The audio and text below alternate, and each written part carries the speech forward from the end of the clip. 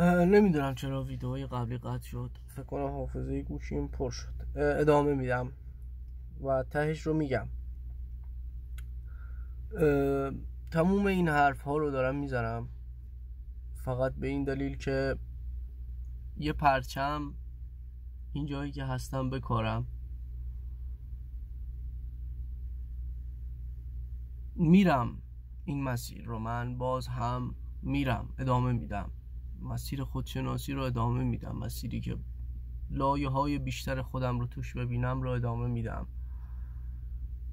اما میدونم خیلی پستی و بلندی داره و این تازه شروع کاره. من یه مقداری افتادم توی اون فراز و نشیب ها و افتادم توی اون سرپایینیه و بعد یه گاز دادم، رسیدم به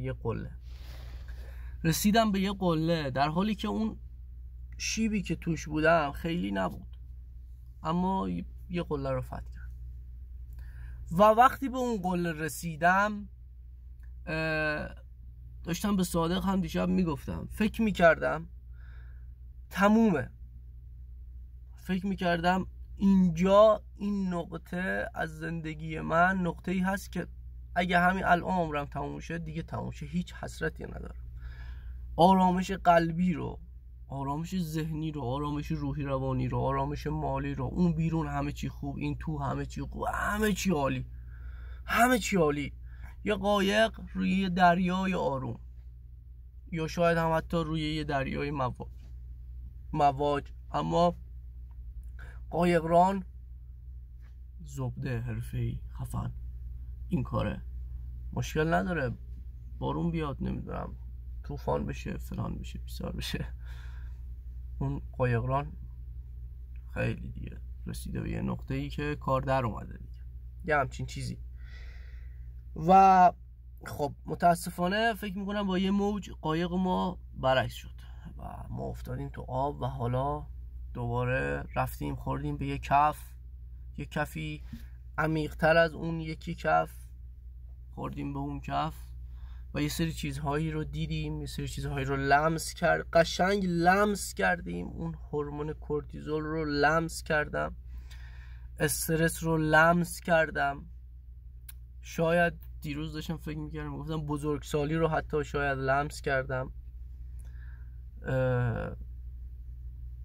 یه دست زدم و دیدمشون قشنگ و حالا یه مقداری اینجوری که احساساتم میگه، اینجوری که حال احوالاتم میگه، یه مقداری دارم از توی اون فشار میام بالا. معلومه دیگه تو روزای بعدش گفتیم حالمون بده، تو روزای خوبش هم میگیم حالمون خوبه و خدا رو شکر چیزی که خیلی خوب تونستم پسش بر بیام تا الان، ایشالله که به فاک نره، چیز هستش،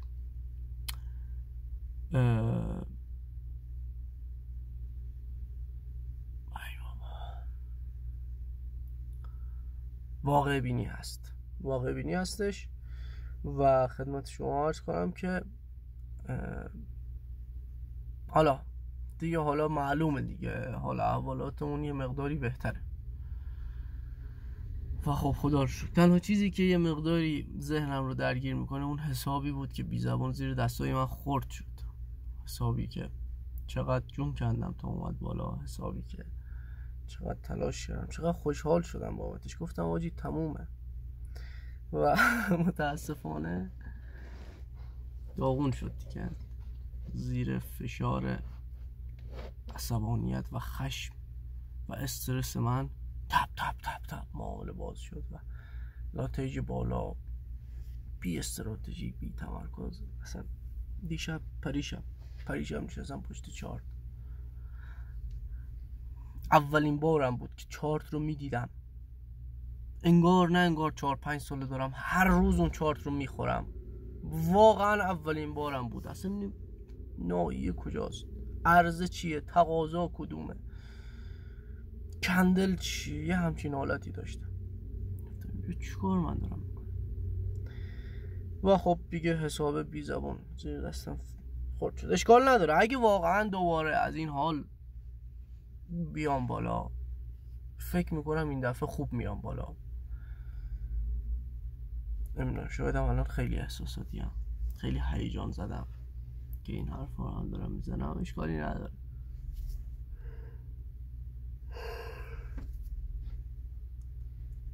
این دستم گربه ایه، این دستم سگیه.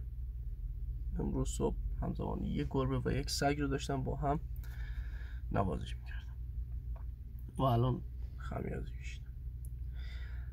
همین، این هم باشه ورقی دیگه از احوالات، این هم باشه یک روز دیگه، یک بعد از گذشته یه مدت دیگه ما یه دونه ویدئوی جورنالینگ دیگه به قول حسین عزیزم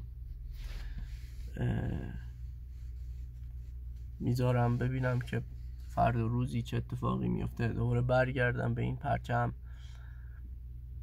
بیام ببینمش، ببینم چه روزهایی رو گذروندم و خدمت شما عرض کنم که ببینیم چی میشه دیگه. موفق و مؤید باشید.